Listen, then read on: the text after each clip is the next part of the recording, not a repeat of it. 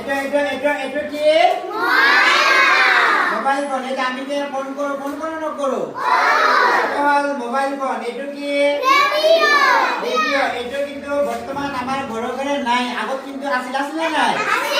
এটা আমি ইয়ার জৰিয়তে গান শুনিব পাৰি, তাৰপিছত বিভিন্ন ধৰণৰ খবৰ পাব পাৰো, বিভিন্ন অনুষ্ঠান প্ৰতিষ্ঠানৰ বিষয়ে শুনিব পাৰো না নোৱাৰো।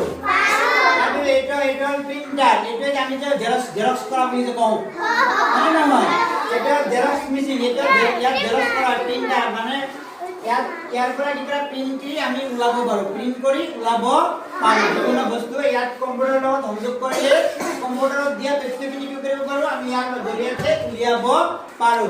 আৰু এইটো হ'ল কম্পিউটাৰ। এইটো কি কম্পিউটাৰ। এইটোৰ সহায়ত আমি কি কৰিব পাৰো, ইয়াৰ লগত যদি আমি ইন্টাৰনেট সংযোগ কৰিব পাৰো বা সংযোগ কৰিলে ইয়াৰ পৰা কি পোৱা যায়, বিভিন্ন ধৰণৰ তথ্য পোৱা যায়। বুজি পাইছে না বুজি পোৱা নাই? পাইছো। আৰু এইটো লাইনৰ বিষয়ে তোমালোকক কালি বঢ়িয়াকে কম হ'ব। বাদ যাবা দেৰি আছে এই